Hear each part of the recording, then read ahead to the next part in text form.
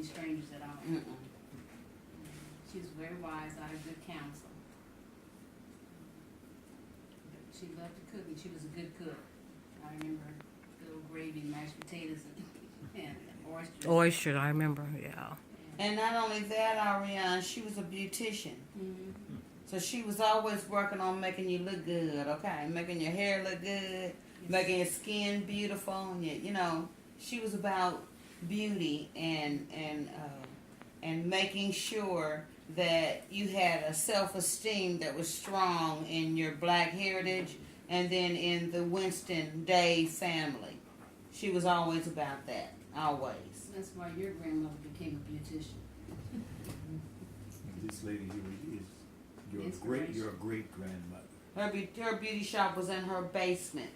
She had a business in her basement.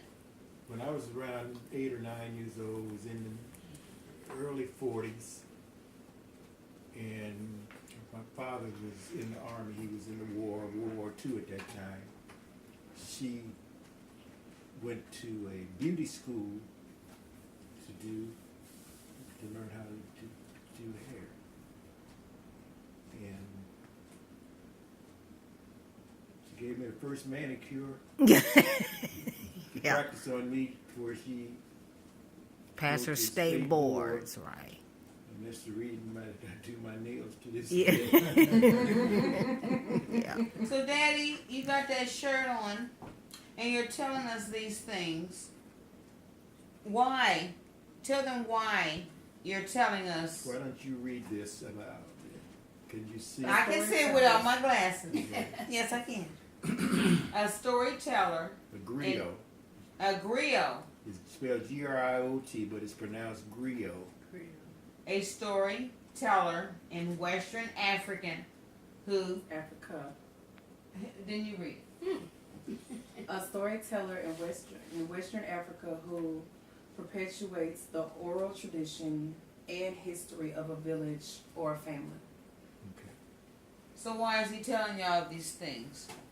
Because that's what I've become. I just answered that. That's what I've become. That's what my destiny was. How and when I was chosen, I don't know, but it was, and that's what my mission is. And that's one of the reasons that I'm here. So that my children, my grandchildren, my great-grandchildren will know this.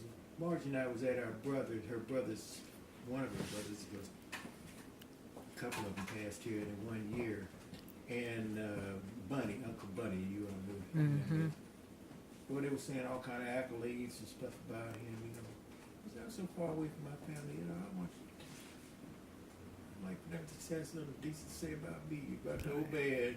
And they won't know that unless the old man is around them for a little bit. Right. So, if things happen as they're supposed to, we ended up here now, you know. So, that being what a griot is, that was what I was programmed to do, or that was my lot. And the reason I became family, African people oriented. And you know, a couple of years ago we talked about Kizzy. If you all remember, you know, my third great grandmother was born in 1767. Told her story. You know, she ended up being a woman that lived 112 years in 3 months, as her tombstone says. And her tombstone is about 25 miles from me. And she was there all the time waiting for me. And I believe she was reincarnated in my Aunt Janie to be next to me and near me throughout my lifetime to prepare me for this, to prepare me to be the one who continued the legacy of our family. And that is what my goal is and continue to be. So I'm open at any time, either today or whatever, for any kind of questions or anybody needs to know. And I want somebody to pick this mantle up. I don't want it to drop. And Now, this is Marge's family also. Harvey and Irene, very dear to me. Those were earthy, good people. You know, those Lebanon people. You know, so I know things about their family also. But of course, I can speak particularly to mine because of my own experiences with them over the years, over time. So I'm hoping that somebody will grasp this. You know, maybe I was probably 54. It came to me. Lisa is latched on to this. Since she's been 50. She's more like the old man than she's ever been. And she knows the depth of me, and it just warms me. The two of y'all together, you know. We were at a couple people before we left Dayton, you know, one time in particular when we were at church, and they were honoring Marge and me too. But a couple of people said, you know, you're lucky to have children that want you. I didn't quite understand, but I guess there's some children who want their parents. Not maybe not want them, but just don't have time for them, or you know, have their lives is so, you know, but, you know, we're blessed to have you all, and we appreciate you. And,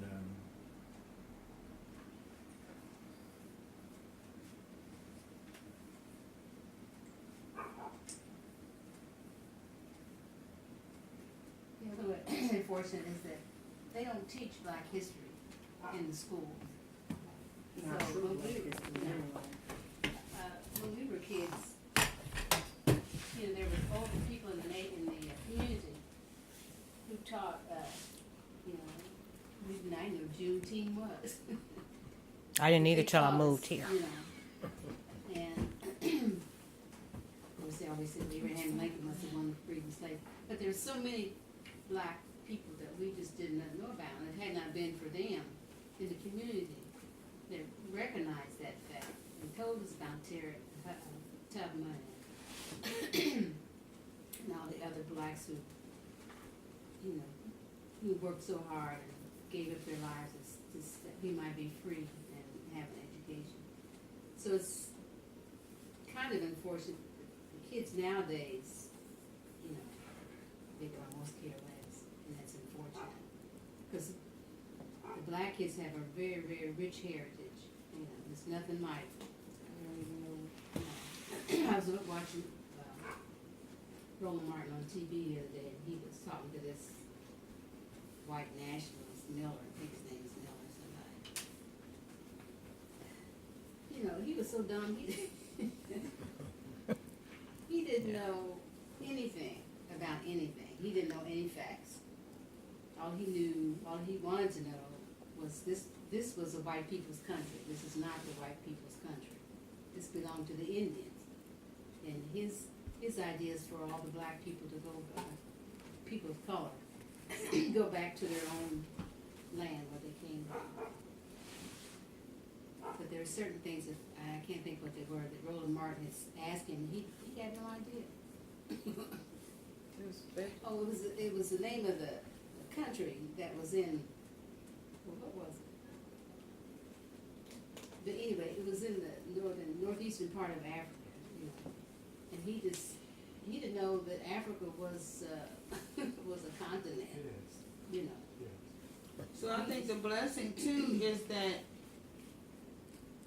us that are in this room, and even though we're talking and maybe not understanding everything that's being said, it's a generation of 1, 2, 3, 4 just sitting in this room. And 5 with little Eagles here. And 5 it when little E gets here.